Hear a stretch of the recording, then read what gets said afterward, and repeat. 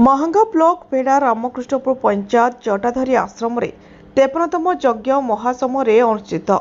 माघ सप्तमी ठारू सिद्ध महापुरुष घाट नदीकूल पूजा अर्चना करी कलश यात्रा आरंभ होई जटाधारी आश्रम यज्ञस्थल को अणाई स्थापन करा। सूर्य पूजा, गोमाता पूजा, धरित्री पूजा सहित चंडी पूजा कराई होम कार्य अनुष्ठित होता। ए यज्ञ 3 दिन धरी चलिबा सहित अभिज्ञ होमियोपैथी डाक्तर द्वारा मागणा स्वास्थ्य सेवा औषध बंटन करा। साहित्य कविता पाठ अनुष्ठित होता। यज्ञ पुनाहुति दिन जटाधारी आश्रम भक्त मानक द्वारा आनंद बजार प्रसाद सेवन आयोजन करा मठर महंत मत प्रकाश करछंती। नाम महंत गुरु रामप्रसाद दास। ये 53तम यज्ञ आरंभ बाबांकर आमर जे गुरुदेव थिले से जटाधारी आश्रम आत्माराम दास आठी 53तम 1955 आरंभ होती। 53तम यज्ञ आज को है 5 वर्ष 5 दिन यज्ञ होता। यही 5 वर्ष है 3 दिन यज्ञ हो कलश यात्रा आम सेपटे जन महापुरुष सिद्ध महापुरुष अच्छा पाखु कलश यात्रा होता। आठू आश्रम को 150 स्त्री लोक माँ मैंने आसते आसिक कलश यात्रा है। एठू आम माँ चंडी हूँ 12 जन पंडित से यज्ञ कर होमियोपैथी चिकित्सा मागणा चिकित्सा से दिखाई आम मंडप आठी यज्ञ पाखे ये यज्ञ ये होती आमर कवि ये साहित्य परिवेशन करा आमर 55 ये आरंभ यज्ञ बाबा आरंभ कर जगटा ही जंगल थिला जहाँद्वारा कि बेलबण बोलिकी बेलमलिया बोलिकी जगार बेलमलिया बोलिकी ये प्रतिष्ठित जहाँ बेल गछ बण था से बाबा को 16 वर्ष जो होता 16 वर्ष बेले से एठिक आसते से ये दर्शन पाइले ठाकुरंकर बेल गछ पाखे ठाकुर दर्शन देते कि आमर जो विश्वामित्र गुरु कहते जटाधारी विश्वामित्र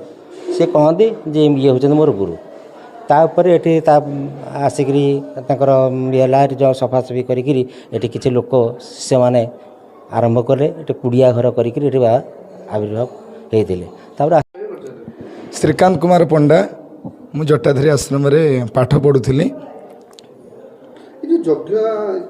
आज्ञा आमर यज्ञ जो अनुष्ठान करा विश्वर कल्याण आम यज्ञ अनुष्ठान करा आश्रम तरफ आश्रमर समस्त भक्त मान सहयोग आम यज्ञ अनुष्ठान आमर काली माघ सप्तमी थिले सिद्ध बलदेव घाटर कलश शोभा यात्रा आरंभ करा घंट शंख नादरे भगवान को आवाहन होइकी यज्ञ मंडप बसा जाइथिला स्थापन करा जाइथिला।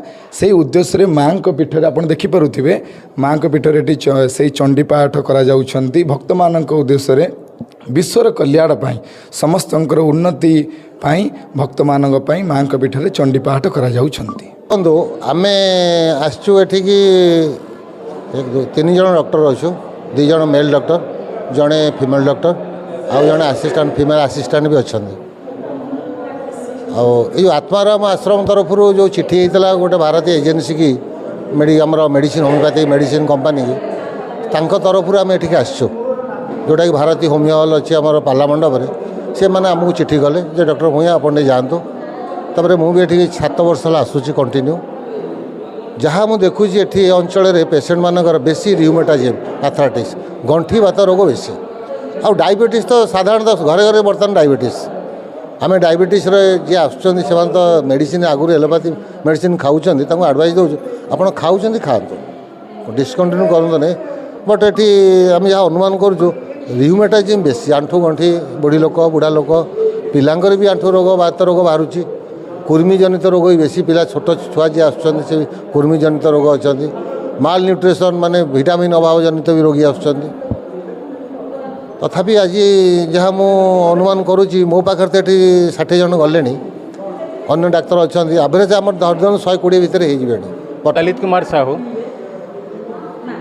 ये तो आमर 10 वर्ष है एमती आत्माराम जो ये अच्छी अनुष्ठान अच्छी जटाधारी मठ से तरफ 10 वर्ष है प्राय यही समय प्रति वर्षर पूरा स्वास्थ्य सेवा जोगी दिया होमियोपैथिक से तो प्रायतः 300-400 पेसेंट एमती ହୁଅନ୍ତି ଏମିତି।